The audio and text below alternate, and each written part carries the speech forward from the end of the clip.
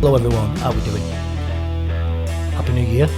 We're back with another book review. And the book review we're going to be looking at today is A Hunter-Gatherer's Guide to the 21st Century by Heather Haying and Bret Weinstein. This book here. Why did I choose this book? I'd seen a few people had read it and referred it to me and said it was good, it was worth a read. When I spoke to Ed Cunningham from A Need to Read, he advised to, when you get a book, sit down and set an intention as to what you want to get from the book. When I flipped through the book before I started reading it, and it reminded me of Yuval Harari, Homo sapiens. Very much the same kind of idea as that. And basically it's telling you all about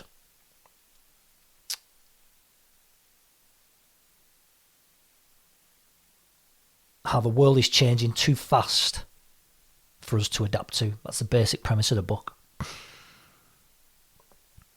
So, A Hunter-Gatherer's Guide to the 21st Century. The book is brought down into all different kind of aspects of modern life. Medicine, food, sleep, sex and gender, parenthood, childhood, school, adulthood, culture and conscience. And each chapter speaks about how this subject was approached when we were hunter-gatherers and we had not yet evolved to where we are today. And then it talks about the novel approaches, and novel is a big word in this book. Let me see if I can turn that light down a little bit. Yeah, so the novel approaches that we've really come up with in the 21st century. Really interesting book, challenging book as well. In a good way though. Not a book that I had to keep putting it down, thinking about what was said. So it wasn't one that I sat and read. That sun is really bad, hang on. So it wasn't one that I immediately read from cover to cover. And it took a while for the information to process, to be honest. Let's get into it. So the world is changing too quick for us to adapt to, the main premise of the book. It refers to the Western world as the acronym WEIRD, W-E-I-R-D. And this stands for Western, educated, industrialised, rich, and democratic. That's how he describes the Western world. One of the themes running through the book from start to finish, and this is some of the ideas that I'm going to talk about. There's quite a lot to get through, so I apologise if this is a long book review, but it was fascinating. This is only a small percentage of the content in this book. It really was in the same vein as Sapiens and Homo Deus. That same kind of book. The first chapter, similar to Homo sapiens, he puts it in perspective as to where we are today. So if you think about a year, we've just started the new year now, 2022. If you think from New Year's Day in 2022 all the way through to December the 31st, 2022, that whole year, humans in this form, Homo sapiens, in civilized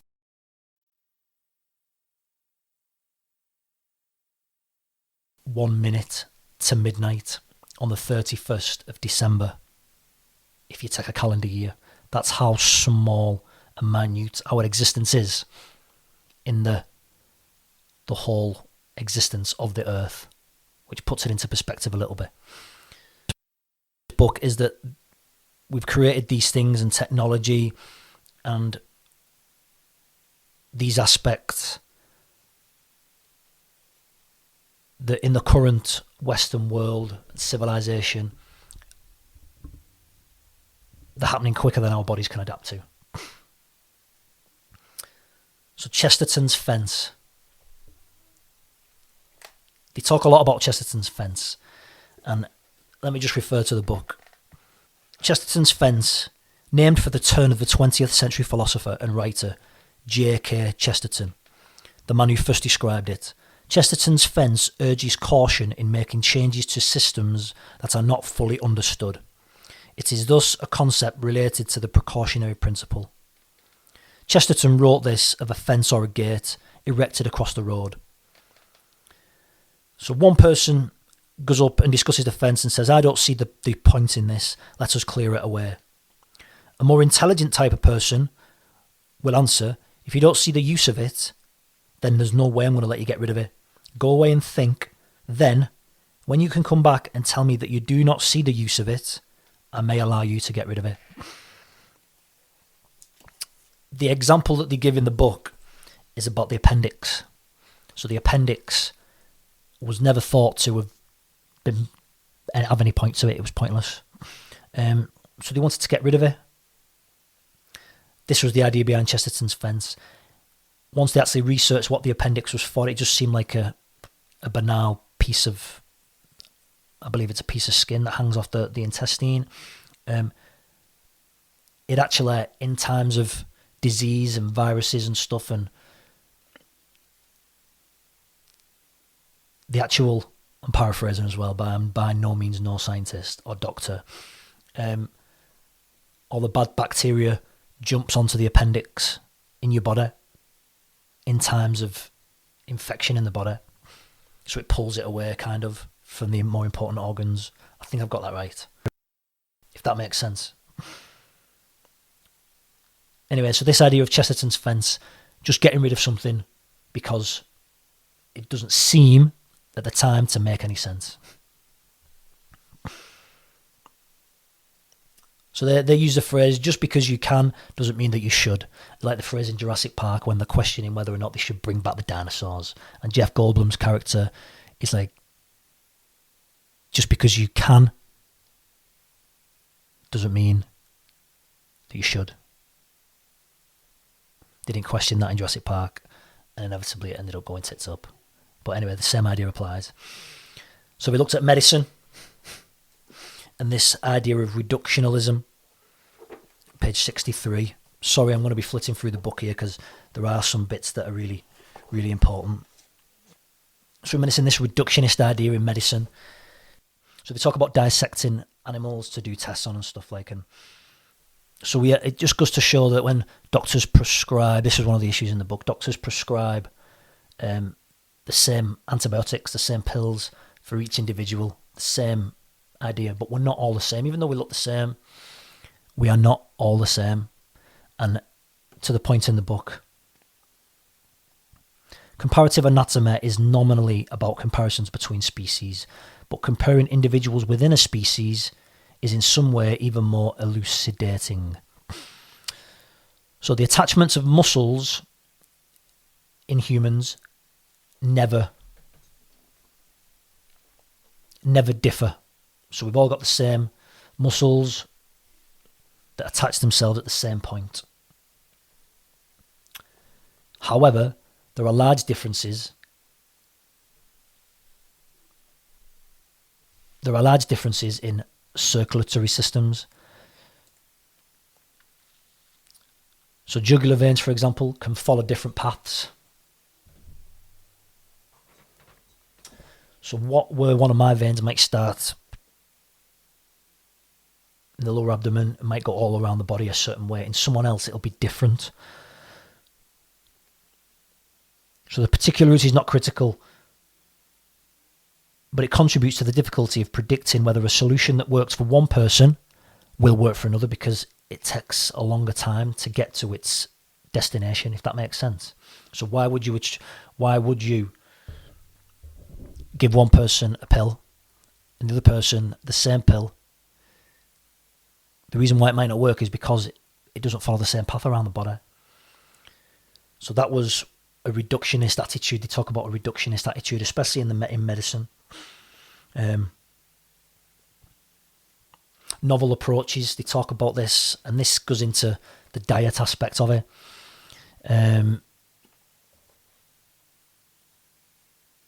So pills and processed food. To get vitamin D into your body, they'll give you a pill, vitamin D pill, while that sun's bright.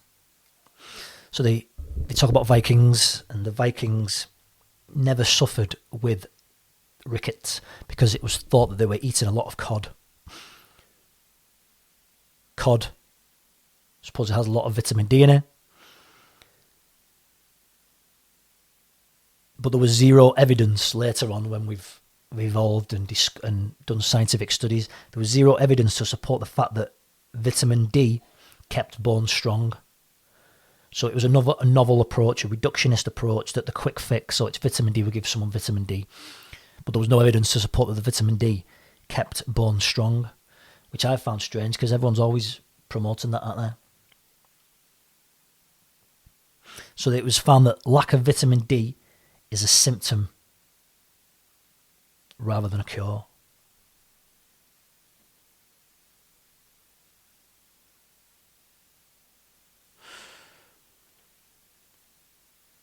And it was the same idea again behind sunscreen protection. So again, a novel approach. Hunter-gatherers would not have hidden or protected themselves from the sun. They wouldn't have had that. They wouldn't have had sunscreen. And one of the things that they found in the study was that as sun exposure goes down, as you protect yourself more from the sun by either lathering yourself with sunscreen or not going out in the sun, to get vitamin D, blood pressure actually goes up. So does heart disease and strokes. So the reductionist thinking around vitamin D is you need to go out in the sun. But then protect yourself from too much sun. When sun exposure goes down, blood pressure goes up, heart disease goes up, and strokes go up. And he says in the book, related to the reductionist thinking around vitamin D is the fact that for decades now we have received a nearly universal recommendation to slather ourselves with sunscreen whether we're in the sun. Reduce your exposure to the sun, the logic goes, and skin cancer rates fall.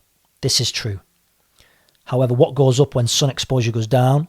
Blood pressure, risk of heart disease and stroke. People who avoid the sun have higher overall mortality rates than do people who seek it. A research study showed a remarkable result. Non-smokers who avoided sun exposure had a life expectancy similar to smokers in the highest sun exposure group, indicating an avoidance of sun exposure is a risk factor for death of a similar magnitude as smoking. So the reductionist theory has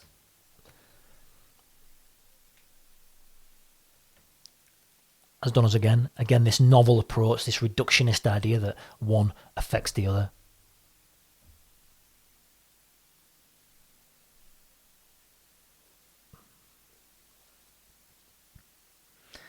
The book is full of these little bits of studies, little conclusions, little bits that you can go, wow, I didn't even think about that. Like, we've always been told to not spend too long in the sun, reduce your sun exposure. But yeah, you need exposure for vitamin D, but too much causes cancer, but not enough. Minefield, innit? Minefield. This next was quite appealed to me quite a bit. He speaks about mental health. I speak a lot about mental health on the podcast, and people have been talking about this subject for a while, and it's worth repeating whether you've heard it before. But before the novel approach of just being prescribed a pill, so before you go taking a pill and being prescribed a pill, question whether you're sleeping correctly, question whether your diet's on point, whether you're doing physical activity. All those three things should be questioned and looked at before you even start to go down the medication route, the antidepressants route. Yes, they have a place. People can use them. They benefit people. But those three factors first and foremost, sleep, diet, physical activity. Question that before you start looking for medication. It's the same thing about COVID. They talk about COVID a little bit in the end of this book. And one thing that I was thinking, and it's been repeated on Joe Rogan, so you've probably heard this before, but yeah, you're being told to get your vaccines, your boosters and all this, but what you're not being told is those who are more at risk of getting COVID are the ones who have underlying health conditions due to the fact that the people are overweight.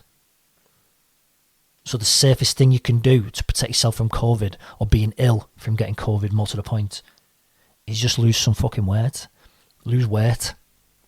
Get healthier, get fitter, so your body can battle against these kind of viruses.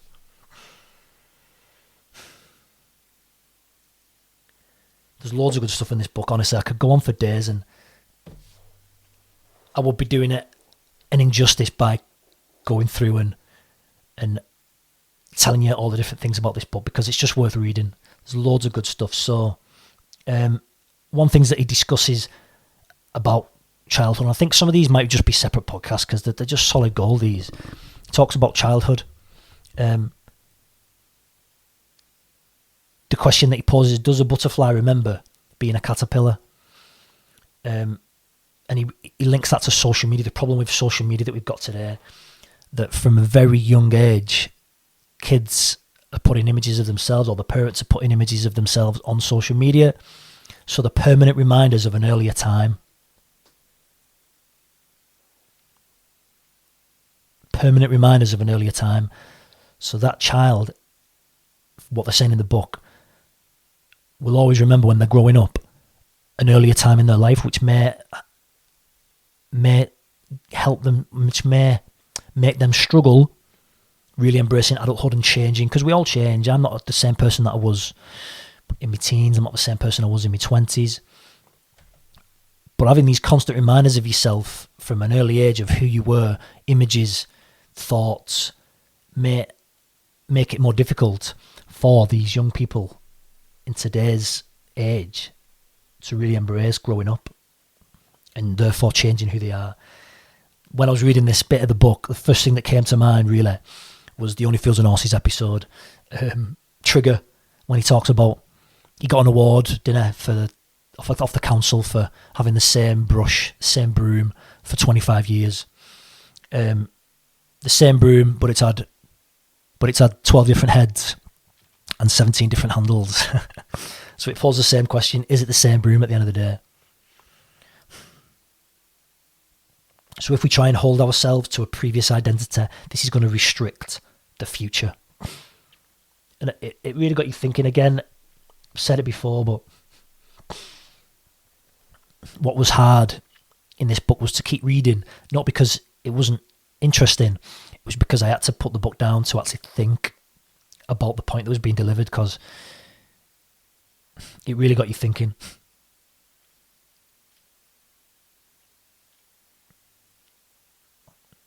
Being reminded of how we acted and what we thought is stopping children growing. This also applies to adults too. Anyone who's watching this on YouTube, I apologise for the light. The light is coming through the bedroom window straight into the camera. Something I need to get better at, but persevere with it. It's the content that matters. So briefly I'll discuss one of these, I'll go through some of these. So culture and consciousness, things that are literally false, but metaphorically true. Cultural beliefs are often literally false, but metaphorically true. It gives the example of farmers in Guatemala who all planted on a full moon for the belief that it would help their crop. It would keep them away from disease. But we all know that it's a load of bollocks. Everyone planting on a full moon is not going to affect the crop. So it was literally false. But metaphorically, what happened was because everybody synchronized the crop, everyone synchronized planting, everyone synchronized harvesting the crop. They created a giant clock when there was no concept of time. All the parasites that would have fed on the individual farms at different times couldn't obviously feed on everything at once. So it did actually stop the spread of disease among the crop.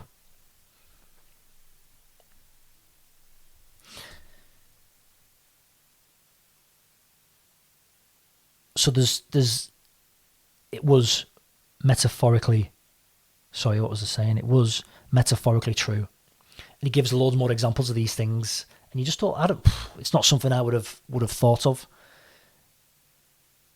He talks about astrology. I'm going to leave that one for you to read the book, because astrology is a load of bollocks in it, reading your horoscope. However, it's another example of something being literally false, but metaphorically true. Depending on where you were born, again, astrology is just a clock in it. It's just a way of creating time. So I'm going to leave you with what he talks about in the last chapter. He does discuss COVID, because they were writing this book during the epidemic happening. I mean, we're still feeling it today, aren't we? In January 2022.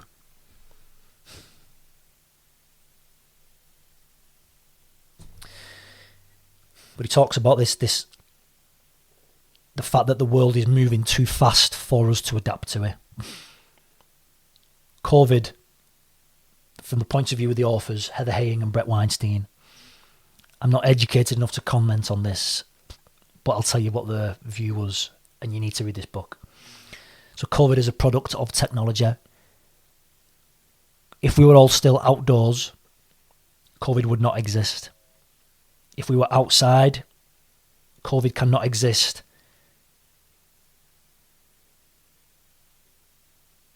In the air, outside. It's a zero capacity to transmit outside. So COVID is a product of the buildings, of planes. It's a product of the environments that we live in now, inside, in offices, in office blocks, in air-conditioned office blocks, in houses.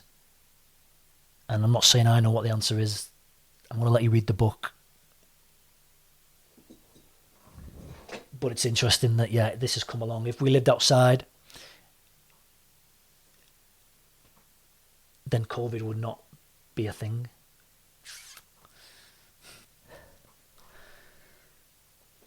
So the final chapter, the fourth frontier.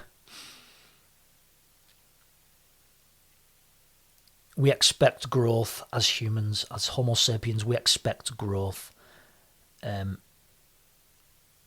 But for things to be in perpetual motion, to keep moving, to keep growing, is absurd, as they discuss in the book.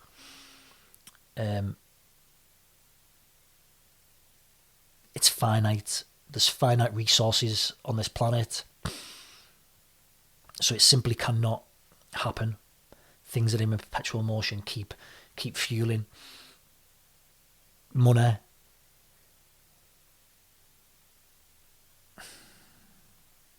It gives a good example of, especially we use the example of Apple. Every couple of years they bring out a new laptop. They decommission the old ones, the old software. So once you've had a Mac or an iPhone for a few years, generally they can't work. And you need a newer model. They discuss that, why that is a thing. If your laptop lasted forever, or the example they use in the book is the fridge lasts forever, then that has a knock-on effect that would affect industry, that would affect commerce, that would not be sustainable for the weird Western civilization to carry on. Highly, highly recommend this book. Challenging, definitely challenging, but so interesting. So many bits and bobs in it that you can immediately just go, I'm going to look into that more. It was probably one of the books of last year that I read, most interesting books of last year that I read. So yeah, go and read it. Hunter-Gatherer's Guide.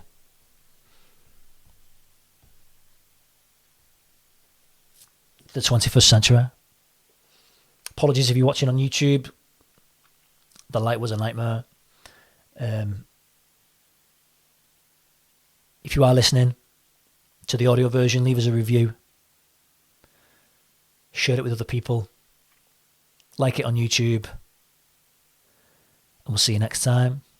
Take care.